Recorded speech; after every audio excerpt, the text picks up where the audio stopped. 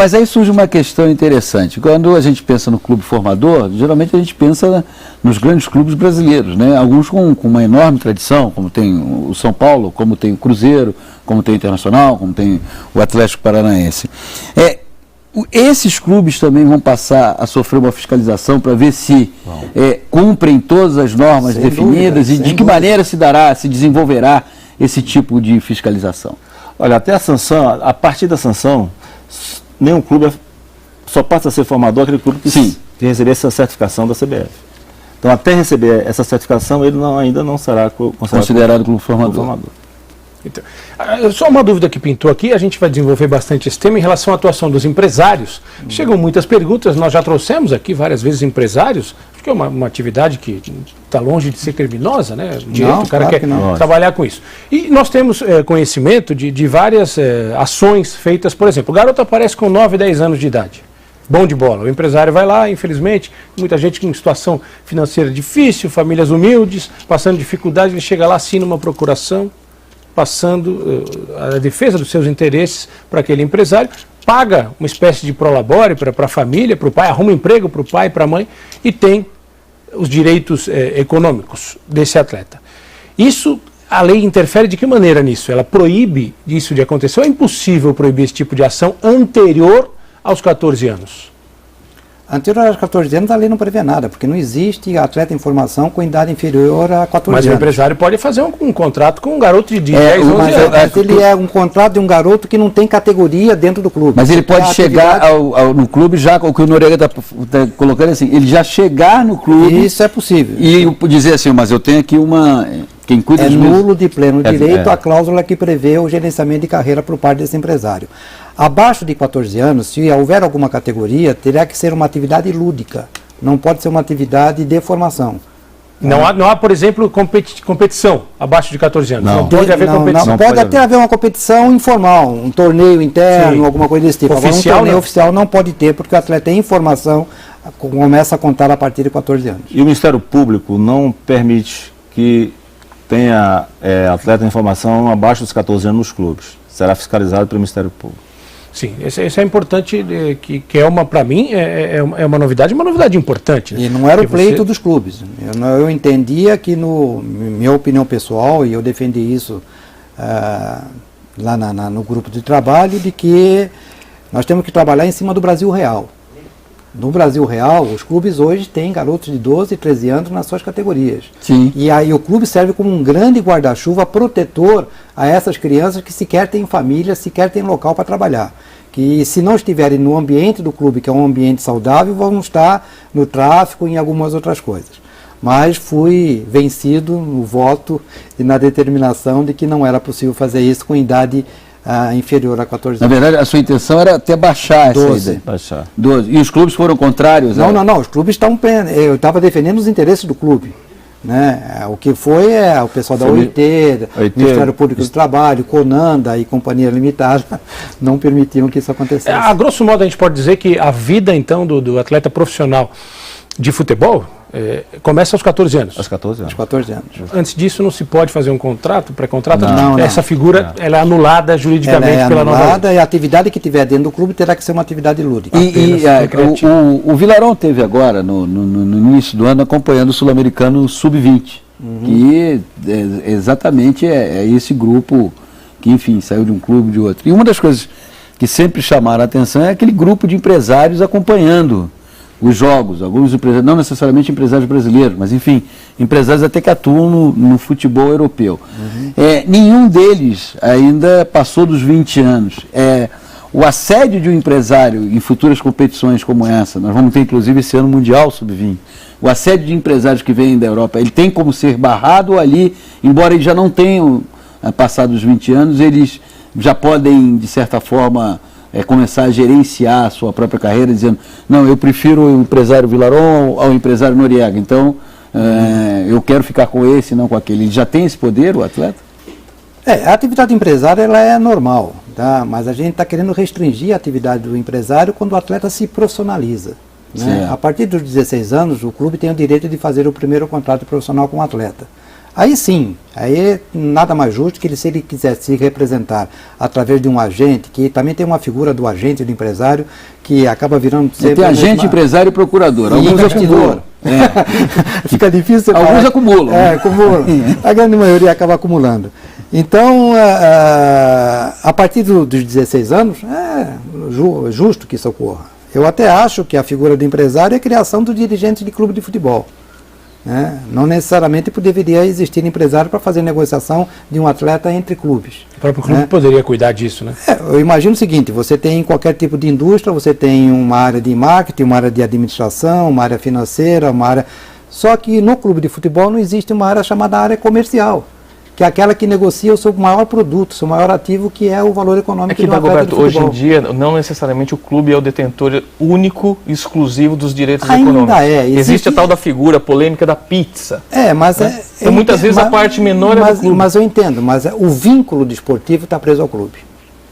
Se todos quererem e o clube não der a transferência, não fará a transferência. Então ele tem um comando sobre essa ação. Mas o clube muitas vezes não sabe ou não quer ou não consegue fazer valer esse atributo que ele tem, né? Esse poder que ele tem. Pois é, por isso é que a lei vem e tenta corrigir essa ação nefasta de investidores que trabalham com um capital muito mais especulativo do que um capital produtivo. Porque o capital produtivo é aquele que faz a empresa crescer, e valorizar a marca, e é um capital cujo retorno é de longo prazo. O capital especulativo é aquele capital oportunista, aquele é o capital que vê um negócio com chance de ganho de curto prazo, vai lá e investe. Então, Dagoberto, nesse caso, Santos, desculpe interrompê-lo, Santos, ao manter o Neymar e ao manter o Ganso, o São Paulo agora com o Lucas estão enveredando para um outro caminho, mais... Não, o que acontece é o seguinte, se você coloca num contrato com esse investidor, que o investidor pode vender o jogador a qualquer tempo e a qualquer hora, ele está interferindo na relação entre o atleta e o clube. Se constar do contrato de que eu compro o jogador para você, mas eu quero que ele jogue 80% das partidas oficiais, ele está interferindo na relação entre o atleta e o clube. Essas cláusulas serão nulas de pleno direito. Vamos fazer o seguinte, nós estamos debatendo aqui as alterações propostas na Lei Pelé, que regulamenta a atuação dos clubes, formadores de atletas, dos atletas, em especial no futebol brasileiro. Vamos apresentar para você em forma de arte, para que fique mais claro, para que você possa entender. Alguns temas são algo complexos, né? Pela linguagem jurídica, que nós não estamos acostumados no dia a dia. E eu vou pedir ao deputado José Rocha e ao Dagoberto Santos que expliquem alguns temas específicos que nós pensaremos desses quadros. Clubes formadores, que nós estamos debatendo nesse começo aqui, os objetivos da lei: criar mecanismos de proteção e de motivação ao clube formador, já falamos sobre isso. Garantir uma formação cidadã e desportiva para os atletas das categorias de base. Isso seria o quê? O clube seria obrigado a montar uma escola? Não, ele não é levar o atleta à escola e fiscalizar? Ele é obrigado a fazer matrícula, a acompanhar a frequência escolar, o aproveitamento escolar. Essa é uma questão obrigatória do clube, às custas e às expensas do próprio clube. Isso será fiscalizado por quem? Isso será fiscalizado pelo órgão certificador. Tá? CBF? CBF ou a quem a CBF delegar essa competência. Certo. Vamos seguindo. A certificação do clube formador, como explicou o deputado José Rocha, isso cabe à CBF. Mecanismo de solidariedade nacional. Pelo que eu entendi, é a formação de uma espécie de fundo. Não chega. Não chega a ser um fundo. É quando o atleta ele é transferido de um clube para outro a nível nacional, o clube que recebe esse atleta, ele deverá pagar ao clube formador até 5% do valor dessa transferência. Lógico. Ao clube formador ou aos clubes formadores? Ou aos clubes formadores. Aos clubes que podem ser 6. Né? Que podem ser 6. Ele retém 5% desse valor. No valor da transferência já é retido 5% para ser distribuído àqueles clubes que estão certificados e que comprovam a formação. Retido, para ficar bem claro, retido por quem? Pelo clube cessionário, ou seja, para o clube que recebe o jogador. Sim. Isso é uma, entre aspas, transação de valores financeiros que entre os clubes, propriamente. Não há uma entidade que fiscalize isso. A CBF, que faz o registro dos atletas da transferência, ela retém esse percentual e transfere ao formador? Não. Ou isso é direto de clube? O clube que recebe o jogador transferido, ele retém os 5% e aí transfere aos clubes formadores através de informações da CBF. E se não há ruptura de contrato? Simplesmente o contrato encerrou, ele mudou de clube. nesse novo contrato, existe algum mecanismo de solidariedade ou só quando há rompimento? Existe, sem rompimento também.